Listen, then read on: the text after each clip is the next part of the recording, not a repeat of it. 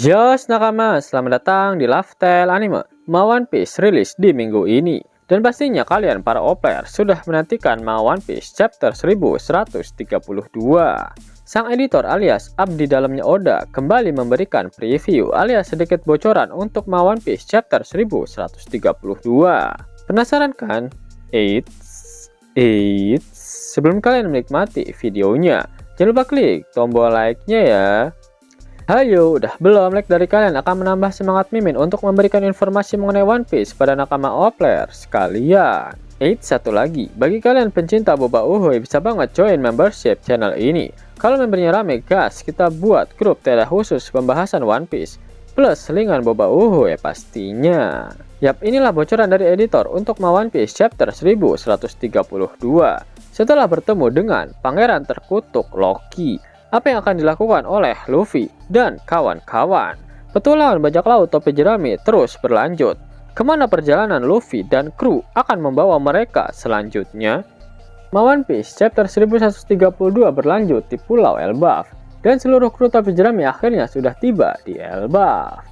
One Piece chapter 1132 diawali dengan melanjutkan apa yang terjadi pada chapter sebelumnya.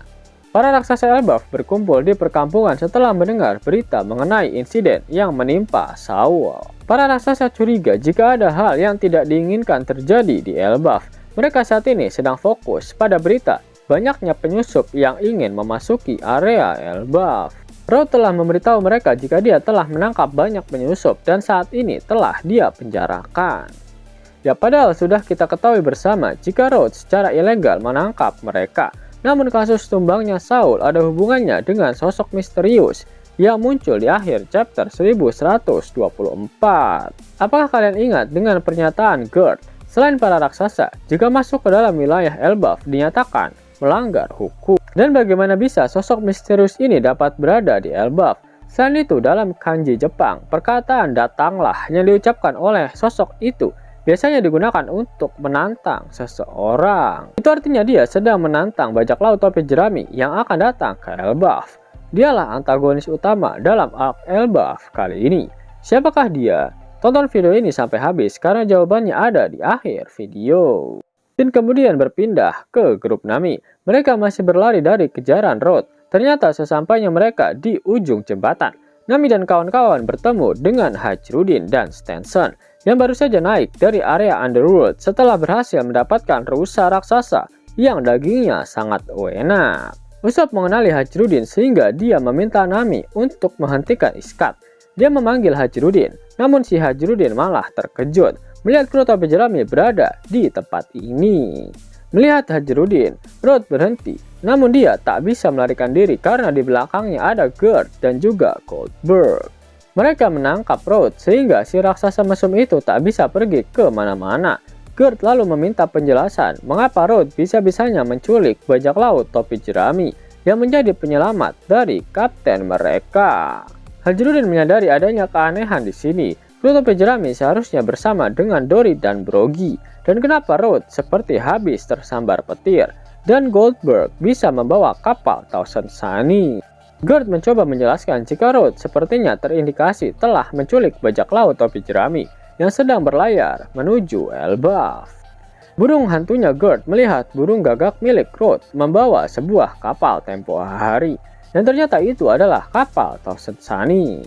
Hajrudin kesal dan meminta Gerd dan Goldberg membawa Road pada jalur sama. Dia juga menceramahi Road jika bajak laut topi jerami telah menyelamatkan hidupnya ketika berada di Dressrosa. Dalam perjalanan ke desa, Hajrudin menanyakan di mana keberadaan dari Luffy si topi jerami. Usopp menjelaskan jika Luffy sedang pergi mencari sumber aura dari seseorang yang kuat yang dia rasakan ketika berada di area tadi. Hajrudin langsung connect dengan sosok yang dimaksud oleh Usopp. Dia lalu menceritakan tentang Loki, adiknya pada Usopp dan kawan-kawan.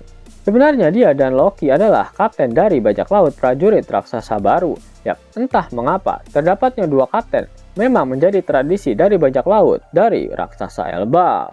Di mana sebelum mereka ada Dory dan Brogy, serta sebelum Dory dan Brogy ada Jarol dan Jarol sama yang menjadi kapten dari bajak laut prajurit raksasa.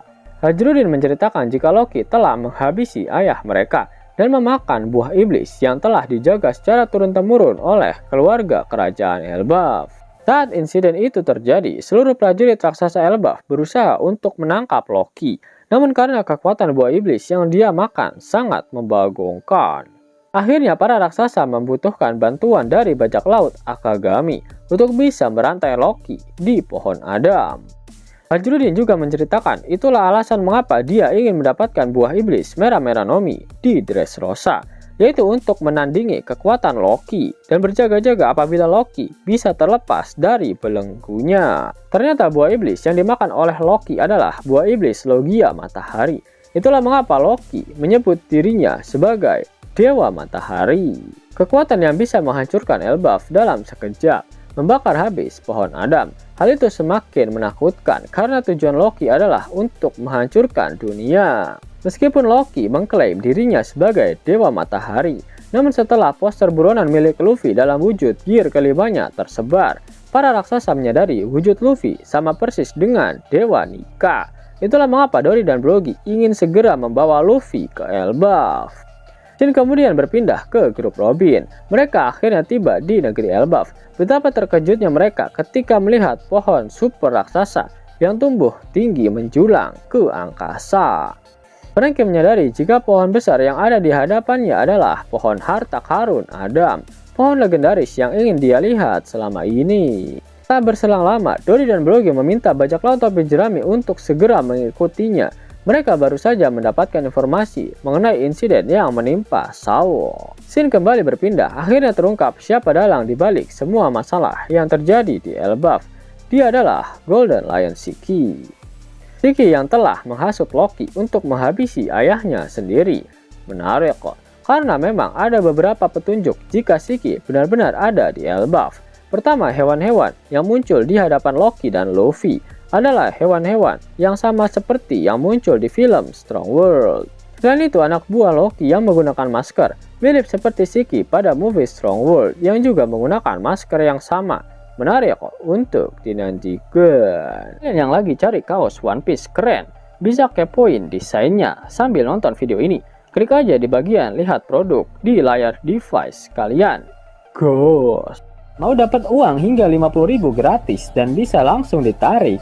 Buka tabungan di aplikasi Neobank sekarang juga. Karena di aplikasi ini kalian bisa dapatkan banyak uang tunai gratis. Serta banyak sekali diskon-diskon menarik yang bisa kalian dapatkan.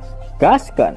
Link ada di kolom deskripsi ya nakama. Dan namun sebelum Mimin masuk ke dalam pembahasannya, Lifestyle Anime yang berkolaborasi dengan Misfit Society kembali mengeluarkan kaos terbaru nih, yaitu desain Zoro dalam mode Asura loh. Keren banget pokoknya. Gak percaya? Silahkan dicek di short videonya.